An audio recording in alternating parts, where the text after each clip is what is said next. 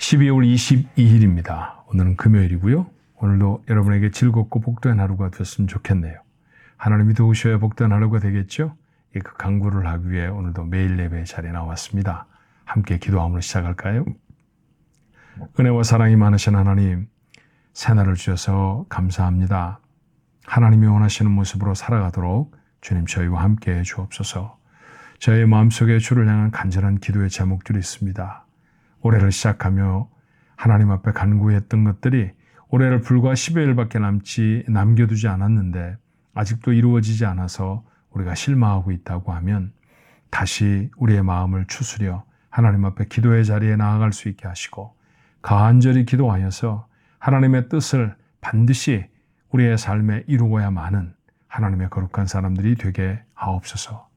우리가 갖는 간절한 소원 중에 하나, 하나님이 원하시는 삶을 살아가는 것입니다. 하나님 닮은 모습, 하나님의 아들, 딸 된 모습으로 살아가는 것, 오늘도 우리의 삶에 구현해 주옵소서. 주의 말씀을 마음에 담습니다. 이 말씀이 우리에게 힘이, 능력이 되게 하여 주옵소서. 예수님의 이름으로 간절히 기도하옵나이다. 아멘. 하나님 앞에 우리 찬송할까요? 오늘의 찬송은 새 찬송가 54장 주여 복을 구하오니. 좀 자주 부르지 않는 찬송들을 어제 오늘 다 이렇게 부르게 되는데 찬송 멜로디가 쭉 지나가면 찬송을 배우는 시간도 될 수 있을 것 같아요. 그렇죠? 같이 한번 찬송하겠습니다.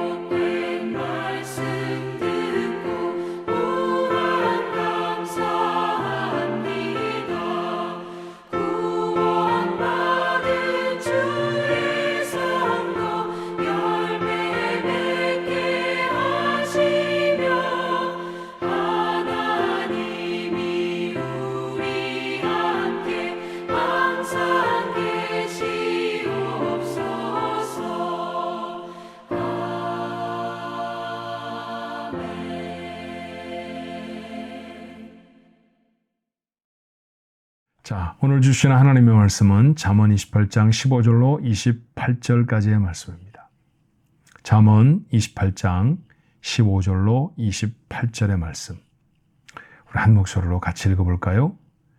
가난한 백성을 압제하는 악한 관원은 부르짖는 사자와 줄인 곰 같으니라. 무지한 치리자는 포악을 크게 행하거니와 탐욕을 미워하는 자는 장수하리라. 사람의 피를 흘린 자는 함정으로 달려갈 것이니 그를 막지 말지니라. 성실하게 행하는 자는 구원을 받을 것이나 굽은 길로 행하는 자는 곧 넘어지리라. 자기의 토지를 경작하는 자는 먹을 것이 많으려니와 방탕을 따르는 자는 궁핍함이 많으니라. 충성된 자는 복이 많아도 속히 부하고자 하는 자는 형벌을 면하지 못하리라. 사람의 낯을 보아주는 것이 좋지 못하고 한 조각 떡으로 말미암아 사람이 범법하는 것도 그러하니라. 악한 눈이 있는 자는 재물을 얻기에만 급급하고 빈궁이 자기에게로 임할 줄은 알지 못하느니라. 사람을 경책하는 자는 혀로 아첨하는 자보다 나중에 더욱 사랑을 받느니라. 부모의 물건을 도둑질하고서도 죄가 아니랴 하는 자는 멸망받게 하는 자의 동류니라. 욕심이 많은 자는 다툼을 일으키나 여호와를 의지하는 자는 풍족하게 되느니라.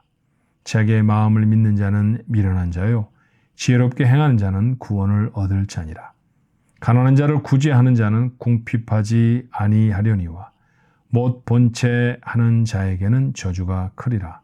악인이 일어나면 사람이 숨고 그가 멸망하면 의인이 많아지느니라. 아멘. 잠언을 묵상하고 있습니다. 잠언은 제가 이렇게 표현하면 어떨까요? 여러분이 묵상하시기에는 편안하고 설교하기에는 무척 어려운 그런 말씀입니다. 왜냐하면 설교는 안에 스토리도 담겨 있어야 되고 앞뒤절에 연관 관계도 좀 있고 그래야 말씀을 쭉 나눌 수 있는데 그 한 구절 한 구절이 경구처럼 되어져 있는 잠언의 특성상 그렇게 설교하기는 좀 어려운 말씀이었죠. 그래도 어려운 설교를 잘 따라와 주셔서 여러분 감사해요. 그런데 한번 기억을 되살려 보십시다. 여러분은 잠언을 읽으시면서 어떤 교훈들을 만나시게 됐나요? 어떤 말씀들을 기억하시나요? 잠언은 말에 대한 경고가 많았어요. 말이 많으면 안 된다. 말하는 것보다 듣는 것을 먼저 해라. 말 급하게 하지 말고 천천히 해라. 뭐 이런 교훈들이 있었다는 것 여러분 기억하십니다. 사람과의 관계도 있었죠. 진실하게 관계를 해야 될 것이고 내게 영적으로 유익이 되지 않는 사람들과의 계속된 사귐은 그 사귐을 멈추라고 하시는 권고의 말씀도 우리가 기억을 합니다. 재물에 대한 이야기도 참 많았어요. 근면하라는 말씀도 있었고 그 다음에 재물을 소득을 잘 사용하라는 말씀도 있었고 선물을 나누어 주라는 말씀도 또 가난한 자를 돌보라는 말씀도 있었습니다. 재물에 대한 이야기가 참 많아요. 오늘 본문의 말씀 잠언 28장 15절로 27절에 있는 말씀도 어쩌면 이 재물이라고 하는 것의 주제를 삼고 함께 나눌 수 있는 말씀이 아닌가 그런 생각을 해봅니다. 성경이 말하는 재물에 대한 우리의 태도를 가장 크게 좀 광범위하게 일반적으로 정의해 보면 어떤 게 될까요? 정직하게 소득을 얻어야 하고 사랑으로 소비해야 한다로 정리하면 어떨까 생각이 듭니다. 소득을 얻을 때는 정직하게 얻어야 합니다. 그리고 소비할 때에는 사랑의 마음으로 소비할 수 있어야 합니다. 오늘 본문에도 그런 말씀들이 있죠. 자, 첫 절의 말씀, 가난한 백성을 압제하는 악한 관원은 부르짖는 사자와 줄인 곰 같다고 말합니다. 16절에도 무지한 치리자는 포악을 크게 행하거니와 탐욕을 미워하는 자는 장수하리라. 끝에 절이 탐욕이라는 말을 사용했던 것으로 보아서 앞에 있는 백성을 압제하는 관원이나 또는 무지한 치리자라고 표현되어 있는 사람들 모두 다 탐욕과 관계가 되어 있는 사람이라는 사실을 눈치채실 수 있을 거예요. 잠언은 대부분 솔로몬의 글입니다. 솔로몬은 이스라엘의 왕이었죠. 그도 고대 근동 지방의 팔레스타인 지역을 비롯한 지금 중동이라고 말하는 지역을 근동 그렇게 보통 표현합니다만 그 지역의 왕 중에 한 사람이었죠. 그 주변에 크고 작은 나라가 얼마나 많았겠으며 그 나라들의 왕들이 또 그 나라들을 그 지도해 나가고 이끌어 나가는 관리들은 또 얼마나 많았겠습니까? 3,000여 년 전에 인권이라든지 민주주의라든지 이런 말들은 전혀 알지도 못했던 시절에 왕이나 지도자들이 백성들을 강압적으로 다스렸다는 사실을 우리가 모르지 않습니다. 그런데 왜 그들은 그렇게 강압을 했을까요? 왜 그들은 그렇게 포악한 정치를 했을까요? 자신이 무엇인가를 더 얻고 싶었기 때문은 아니었겠습니까? 탐욕의 발로였습니다. 백성이 가진 것은 다 내가 취해도 된다고 생각했을 것입니다. 그래서 마구 뺏었고 뺏기 위해서 저항하는 사람들의 생명은 가차없이 앗았다는 것이 3,000여 년 전 고대 국가의 왕들과 지도자들, 관원들의 모습이었습니다. 정직하지 못하게 자신의 소득을 불리는 사람들이죠. 생명을 뺏으며 재물을 얻는 사람도 있다고 했습니다. 17절의 말씀에 사람의 피를 흘린 자는 함정으로 달려갈 것이다. 사람을 해한 사람은 반드시 벌을 받게 된다. 그러니 그 사람의 벌 받음에 관여하지 말아라 라고 하는 교훈의 말씀입니다. 또 재물이라는 건 큰 범주에 생각해 보면 재물을 얻기 위해 누군가의 생명을 해하는 사람이라고 볼 수 있죠. 참 놀라워요. 3,000여 년 전의 기록인데도 오늘날 살아가는 사람들의 모습과 별반 다르지 않지 않습니까? 지금도 많은 사람들이 자기가 무엇인가를 얻기 위해서 타인의 생명을 앗지요. 그게 나라와 나라 간의 관계가 되어지면 전쟁으로 발발되기도 한답니다. 옳지 않은 정직하지 못한 모습으로 소득을 얻는 것입니다. 20절 하반절의 말씀에 보니 속히 부하고자 하는 자의 지적도 있습니다. 일확천금을 바라는 사람이라는 것이죠. 21절의 말씀은 사람의 낯을 보아주는 것이 좋지 못하고 라고 표현되어 있습니다만 자신의 이익을 따라서 이 사람에게는 이런 모습으로 대하고 저 사람에게는 저런 모습으로 대하는 그렇게 표리부동한 태도를 가리켜 말하는 것이 바로 오늘 21절의 표현입니다. 뇌물 등으로 사람을 편파적으로 대하는 것을 말하죠. 이렇게 해서 어떤 소득을 얻는다고 하면 그 소득을 어떻게 정직하다 말할 수 있을까요? 22절에는 이런 말씀도 있습니다. 악한 눈이 있는 자는 재물을 얻기에만 급하다. 그렇게 말하죠. 재물을 얻는 것에만 관심을 갖는 사람, 그 사람도 정직한 모습으로 재물을 얻는 자는 아니라는 것입니다. 심지어 부모의 돈을 훔치는 사람도 있습니다. 24절의 말씀이었죠. 이 모든 생각의 기본은 욕심입니다. 25절에 욕심이 많은 자는 다툼을 일으킨다고 했습니다. 많은 재물을 모을 수는 있을지 몰라도 그 재물이 그에게 결코 복된 행복한 것이 되어줄 수 없다는 것이죠. 반면에 정직한 소득도 있습니다. 어떻게 소득을 얻어들이는 것이 정직한 것일까요? 정직하지 못하게 얻어들이는 것에 대해서 여러 가지 말을, 여러 가지 표현을 했다고 하면 정직하게 얻는 것에 대해서는 딱 두 가지밖에는 오늘 본문에선 말하고 있지 않습니다. 첫 번째는 19절에 있는 말씀이에요. 자기의 토지를 경작하는 자는 먹을 것이 많으려니와. 너무나 평범한 표현이죠. 평범하다라고 하는 말은 어떻게 보면 지루하고 별로 가치가 없는 일처럼 취급될 수 있지 않습니까? 자기에게 주어진 밭을 그저 경작하고 또 경작하는 것이죠. 그러면 사람들이 보기에 저 사람 저래서 미래가 있겠어 할지 모릅니다. 그런데 오늘 성경은 무엇라고 말하느냐 하면 자기에게 주어진 어떤 종류의 일이라도 그 일을 성실하게 계속해서 감당하는 사람, 그 사람이 소득을 얻는 것, 그 소득이 정직한 소득이라고 말합니다. 한 걸음 더 나아가 볼까요? 두 번째로 말씀하는 것은 25절의 말씀이에요. 욕심이 많은 자는 다툼을 일으킨다고 말한 그 후반부에 이런 말씀이 있습니다. 여호와를 의지하는 자는 풍족하게 되느니라. 맞습니다. 이게 비결이죠. 여호와를 의뢰하는 자, 그가 소득을 얻습니다. 제가 너무 자주 말씀드렸던 것이라 우리 가족들은 다 기억하는 말씀 하나 있습니다. 하나님이 주시는 것 밖에는 가질 수 없다. 여러분 기억하시죠? 맞아요. 하나님이 주시는 것보다 더 갖는 방법이 있나요? 없습니다. 생명의 길이도 우리 소유의 단 1센트도 하나님이 주신 것 이외에는 가질 수 없습니다. 주신 것보다 더 붙어 있는 것처럼 보이는 게 있습니다. 그런데 그것 다 그 인생의 해가 될 뿐입니다. 그러니 하나님이 주신 분복을 기뻐하고 즐거워하는 것이 인생을 행복하게 사는 방법일 것입니다. 여호와께서 주실 것이다. 하나님이 먹이실 것이다. 그것을 알아서 여호와를 의뢰하는 자, 그가 정직한 소득을 얻게 되는 것이죠. 오해는 하지 않으셨으면 싶습니다. 여호와를 의지한다, 여호와를 의뢰한다라는 말은 두 손을 맞잡고 아무것도 하지 않는다를 뜻하는 말은 아닙니다. 하나님을 의지하지만 하나님이 주신 것에 최선을 다하는 것도 병행해야 하는 삶, 그가 진실로 여호와를 의뢰하는 사람입니다. 자, 이와 같이 정직한 소득을 얻어야 합니다. 그런데 여러분, 얻어들이는 것보다 성경이 더 강조하는 게 있죠. 사실 성경은 얻는 것보다 쓰는 것이 더 중요하다고 말해요. 얼마나 많은 것을 가졌느냐보다도 얼마나 많은 것을 바로 썼느냐가 성경이 우리에게 말씀하시는 교훈이라는 것 잊지 않아야 합니다. 우리가 살아가는 삶의 방식과는 좀 많이 다르죠. 오늘날의 사람들은 어떻게 하면 더 많이 갖는가라는 것에 대해서 관심을 갖습니다. 그렇지만 우리가 얻는 것, 우리가 소유하는 것은 사실은 오롯이 어떻게 잘 써야 하는가에 대한 도구일 뿐입니다.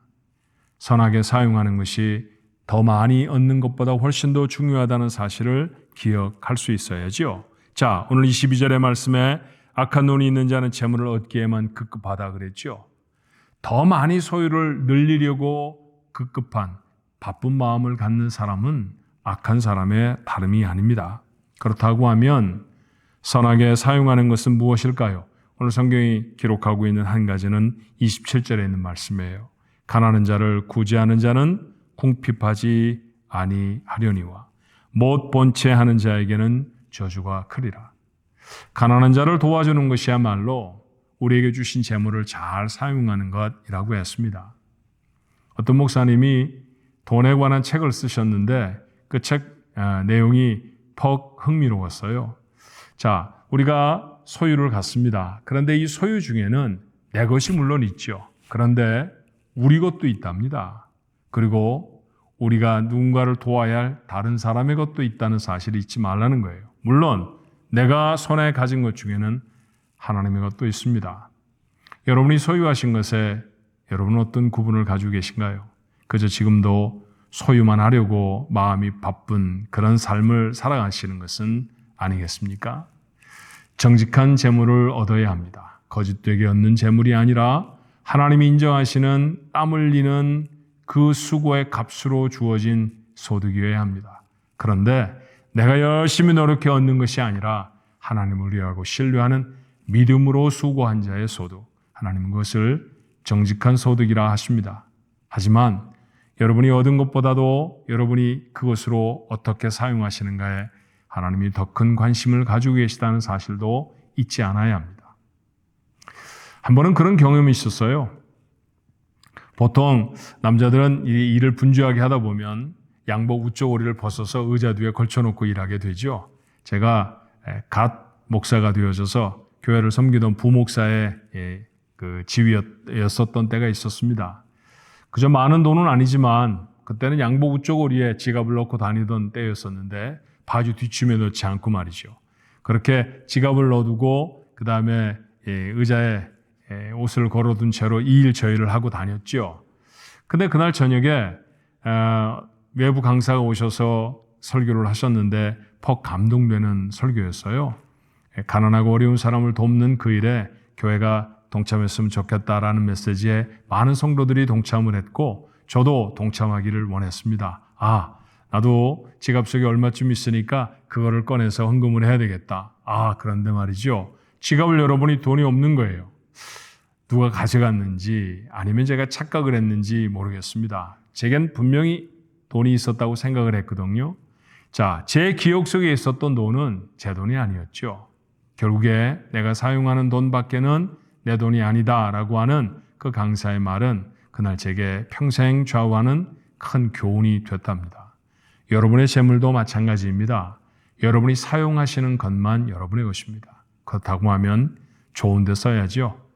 하나님을 영원롭게 하는 데 써야 할 것이고 곁에 세워진 사람들, 그 가난한 사람들을 위해 나누는 데 사용해야 할 것이며 내게 당연히 돌보라고 허락하신 가족들, 나와 함께한 사람들을 위해서 그 재물을 사랑의 마음으로 나누어야 할 것입니다. 뿐만 아니라 내 인생이 하나님의 주신 기쁨과 즐거움을 누리도록 물질을 사용하는 일도 우리에게 필요하죠. 이와 같이 사랑으로 소비하는 것, 하나님 그것을 기뻐하십니다. 연말이 되어져서 여러 곳에 쓸 곳이 많지만 그중에 특별히 가난한 자들을 잊지 않는 우리 가족들의 착한 마음이 있었으면 참 좋겠습니다. 어차피 하나님이 주시는 것만큼만 같습니다. 그러니 물질에 대해 걱정하지 마시고 여러분에게 주신 것으로 선한 곳에 나누십시오. 제 짧은 인생의 경험을 봐도 그러면 하나님은 내가 쓴 것보다 훨씬 더 주시더라고요. 믿고 맡긴다. 이런 마음이 좀 들어요. 너 참 잘 쓰니까 내가 좀 더 주마. 그런 말씀이 들리는 것 같습니다. 그런 말씀 여러분 것 됐으면 좋겠네요. 그렇게 물질에 부족함이 없이 걱정과 근심을 내려놓고 하나님이 주신 복으로 여러분의 인생이 행복해지기를 주님의 이름으로 축원합니다. 기도하겠습니다. 하나님, 저희들이 살아가면서 우리에게 주신 것을 잘 사용하는 것만큼 값진 인생을 이루는 일도 없을 것입니다. 먼저는 주어진 시간을 잘 써야 할 것이고 주신 재능을 잘 써야 할 것입니다. 아울러서 하나님 우리에게 주신 귀한 물질도 잘 사용할 수 있게 하옵소서. 하나님이 주신 물질, 욕심으로나 혹은 누군가를 슬프게 하고 어렵게 해서 얻은 물질이 아니어야 할 것입니다. 성경은 정직한 물질이어야 한다. 그렇게 말씀하시죠. 그 물질에 그렇게 물질을 넣는 우리 가족들이 되게 해 주옵시고, 아버지 하나님, 이 물질을 잘 쓸 수 있는 지혜도 저희에게 허락해 주옵소서. 정직하게 얻을 뿐만 아니라 사랑으로 나눌 수 있는 저희들이 되어져서 언젠가 하나님 나라에 섰을 때 참 잘했다 칭찬받는 저희가 되게 하시고, 이 땅을 살아가면서도 하나님이 맡기신 물질을 잘 쓰므로 하나님이 더 넉넉히 맡기시는 능력이 있는 하나님의 물질의 청지기들, 우리 가족들 모두의 모습일 수 있도록 도와주옵소서. 예수님의 이름으로 간절히 기도하옵나이다. 아멘.